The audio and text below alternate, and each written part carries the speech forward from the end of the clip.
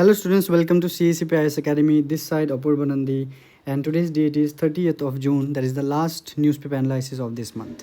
So students, अगर आपको इस एनालिसिस का PDF चाहिए तो आप हमारे टेलीग्राम चैनल को ज्वाइन कीजिए @CACP_Assam. Students, from CACP IS Academy, we have launched the APSC Mains Crash Course 2025.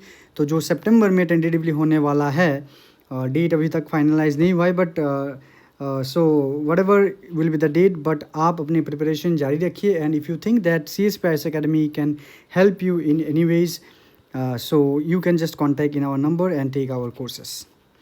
So these are the topics that today we will be discussing, and the first topic is emergency lending facility in Northeast India. So hopefully you have understood by the heading of this news that emergency lending facility in Northeast India. Emergency lending of what? Lending of aircraft.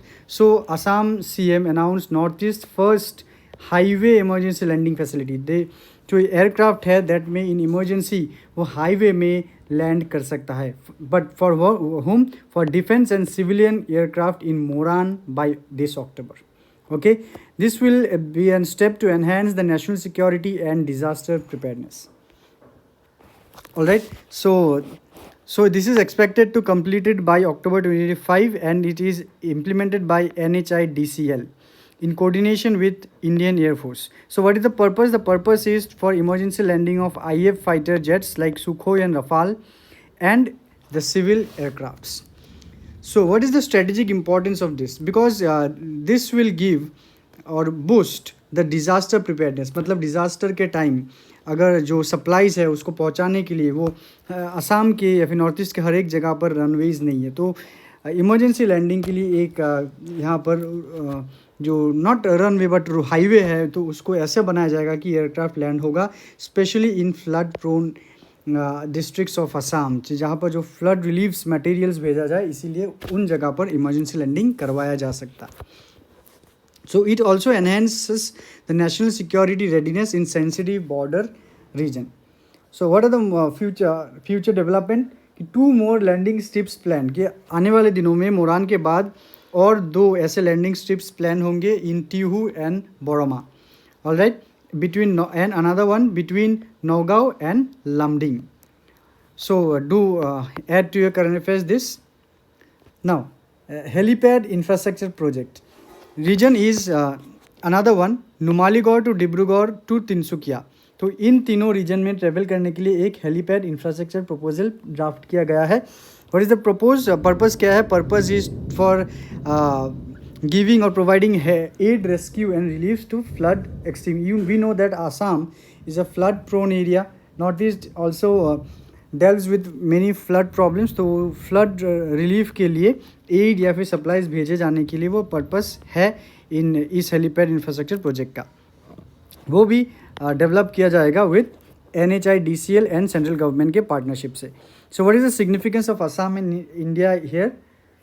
Dual use infrastructure, कि ये जो infrastructure है वो both civil और military purpose के लिए use किया जा सकता है. And this will be critical during the time of natural disaster specially like floods. So this is a question for mains जो कि इस न्यूज़ से आ सकता है कि discuss the strategic and disaster management significance of developing emergency landing facilities of national highways in north east India. How does this reflect India's approach to infrastructure led security preparedness. The next news is about river interlinking and Assam's flood management. So what is it is proposed by the Ministry of Jal Shakti, which was formerly known as the Ministry of Irrigation. उसके साथ Ministry of Water Resources and Ganga Rejuvenation भी इस ministry के अंदर ये आता है. So what is the vision of river interlinking project? It will connect river via canal, कि एक 2 रिवर को वो कुछ एक कैनल से, मैन मेड कैनल हो, रिजर्वॉयर से वो कनेक्ट किया जाएगा. And what shall be the purpose है वो हम देखेंगे. तो द पर्पस और ऑब्जेक्टिव जो है टू एलिवेट मतलब मिटिगेट करना, एलिमिनेट कर देना the flood problem and drought problem. तो इन फ्लड प्रॉब्लम और ड्रॉट प्रॉब्लम को कैसे कम किया जाए उसके लिए ये प्रोजेक्ट किया जाएगा. Ensure equitable distribution of water in different region, की ऐसा देखा जाता है कि पूरे इंडिया में एक नदी हर एक रीजन को इक्विटेबली पानी नहीं देता है. वो रीजन जो है जो स्कार्स है और जहाँ पर एबंडेंट पानी है उस पानी को डाइवर्ट किया जाएगा from abundance to scarce. To enhance irrigation potential increase होगा, जहाँ पर वाटर स्कार्स रीजन है वहाँ पर पानी को डाइवर्ट करके इरीगेशन पोटेंशियल्स को इंक्रीज किए जाएंगे. And also to generate hydro power, provide drinking water to rural and urban areas. This are very simple objectives जो कि आपके डेटा पॉइंट बन सकता है in your mains answer writing. So जैसे कि सक्सेसफुल ऑनगोइंग प्रोजेक्ट्स क्या है, जैसे कि केन बेतवा लिंक प्रोजेक्ट जो उत्तर प्रदेश और मध्य प्रदेश के बीच हो रहा है. So it includes Daudhan dam, tunnels, canals and power houses to divert the water. It will irrigate this much amount of hectare to supply around 62 lakh people. तो वैसे और भी रिवर इंटरलिंकिंग प्रोजेक्ट्स है ऑल ओवर इंडिया में, like in Bihar and also other projects in Maharashtra, Rajasthan also. So वैसे ही असम में वो प्रोजेक्ट होंगे. तो असम जो कि एक हर साल डिवास्टेटिंग फ्लड से गुजरता है in Brahmaputra valley as well as Barak valley. तो असम के कुछ रीजन में बहुत ज़्यादा सरप्लस वाटर है और कुछ रीजन है ड्रॉट प्रोन रीजन. तो उसी गैप को भरने के लिए ये प्रोजेक्ट किया जाएगा. So these are the challenges that has been mentioned here. और इसके रिलेटेड अगर हम देखते कि discuss the challenges and prerequisites, तो यहाँ पर जो चैलेंजेस है आप यहाँ से इस न्यूज़ के इन सब पॉइंट से आप ले सकते हो in answer writing. Critically examine the potential of river interlinking addressing recurrent flood problems in Assam. तो असम का फ्लड प्रॉब्लम क्या है उस चीज़ को आप डिस्क्राइब कीजिए. तो असम के कुछ ड्रॉट रीजन्स के बारे में आप डिस्क्राइब कीजिए. फिर कैसे रिवर इंटरलिंकिंग प्रोजेक्ट वहाँ पर एसेंशियल साबित हो सकता है, फिर उसमें चैलेंजेस क्या है और प्री रिक्विजिट क्या है, उससे पहले क्या क्या करना है वो हमें देखना है. सो यहाँ पर कुछ प्रीलिम्स पॉइंटर्स भी है, जैसे कि sir Arthur Cotton, he first conceptualized river linking. आप मुझे कमेंट में बताइए Arthur Cotton is known for establishment of which institution in Assam. Then KL Rao proposed Ganga Kaveri link, NWDA technical arm of NRLP. तो इसका मीनिंग केन बेतवा प्रोजेक्ट के बारे में और जल शक्ति मिनिस्ट्री के बारे में आप प्रीलिम्स के लिए पढ़ सकते हो. Next, development and security in Assam and north east India. Alright, so let's see. So it is this news has कि असम, ये एडिटोरियल से लिया गया है कि असम के डेवलपमेंट और सिक्योरिटी पर्पज़ के लिए और नॉर्थ ईस्ट पर्पज़ के लिए क्या किया जा सके, what are the key schemes in different sectors. तो यहाँ पर जैसे कि वुमेन एम्पावरमेंट के लिए आप असम में देख सकते हैं Lakhpati Baideo, which is a complementary scheme of the Lakhpati Didi of government of India.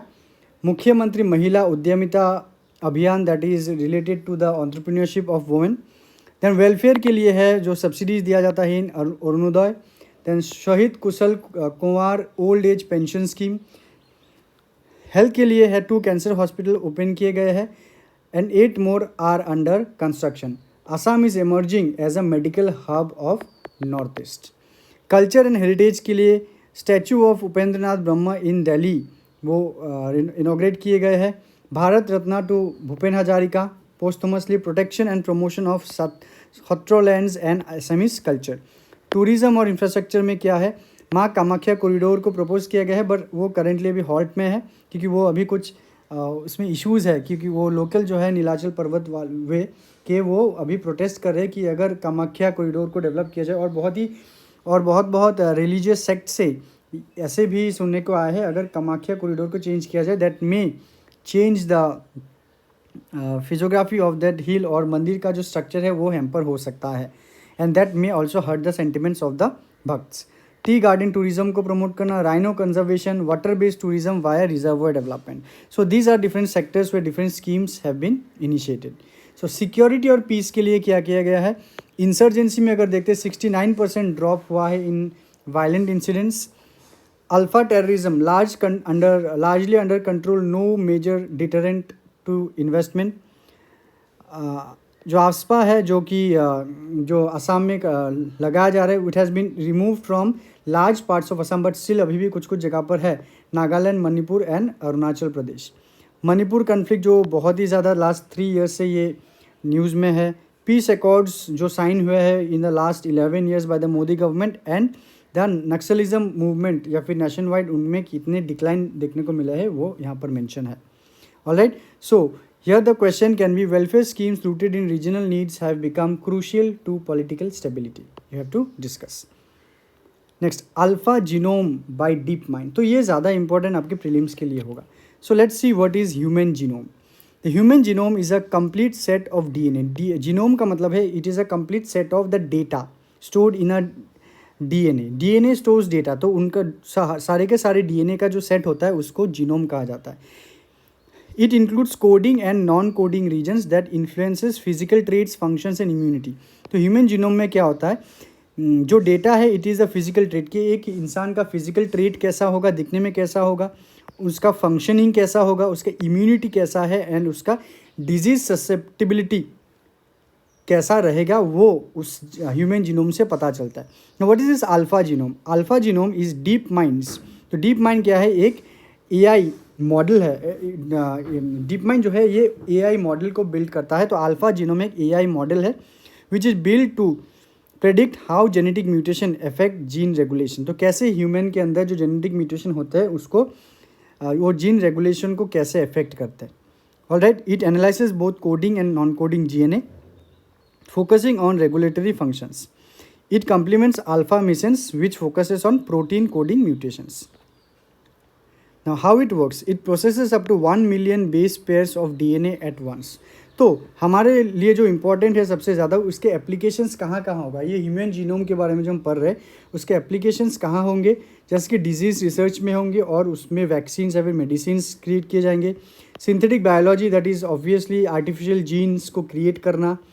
Genomic research to map DNA regulatory logic across cell types. और लिमिटेशंस क्या होंगी? Long range DNA interactions, need improvement in cell tissue specific predictions, not design for individual level diagnostics for personal genomic. तो ये जो है ये एक एक इंसान के लिए नहीं है, एक बड़े प्रोजेक्ट्स के लिए होंगे. डज नॉट अकाउंट एनवायरमेंटल और complex trait influence on health. Alright, so this is a question, but ये ज़्यादा इंपॉर्टेंट होगा आपके प्रीलिम्स के लिए कि अल्फा जीनोम क्या है. Next, 75 years of national sample survey. जो एनएसएस है, नेशनल सैंपल सर्वे का 75 ईयर्स हुए हैं. तो let's see about the facts है. तो obviously it is important for prelims कि it was established, first survey conducted in 1950-51, formalised by ministry of statistics and programme implementation. तो इसका आर्किटेक्ट कौन थे? वो थे पीसी महालानोबिस, जिनका डेथ लास्ट ईयर हो चुका है. She is the architect of Indian statistical system, also known as the father of Indian statistics. आप मुझे बताइए, PC Mahalanobis is also known for what? ठीक है, it is associated with planning also. तो what are the key contribution of PC Mahalanobis? Just you can see here. So what are the major functions? Where the major functions of NSS? कि large scale socio economic survey, जो सर्वे करता था वो NSS करता था. तो अभी ज़्यादातर सर्वे कौन करता है? NSO करता है. Then annual survey of industries price data collection, inflation कितना क्या है उसका डेटा भी NSS देता था एक टाइम पर. These are the significance of NSS. Empowers data-driven governance. Informs poverty estimates, employment trends. तो आज तो इसका जो प्रभाव है वो कम हो चुका है, पर एक टाइम था जहाँ पर poverty estimates was given by the National Sample Survey. And what was the role of NSS? It was evidence based. तो जो भी वो डेटा, जो भी वो अपना देगा वो डेटा ड्रिवन गवर्नेंस था.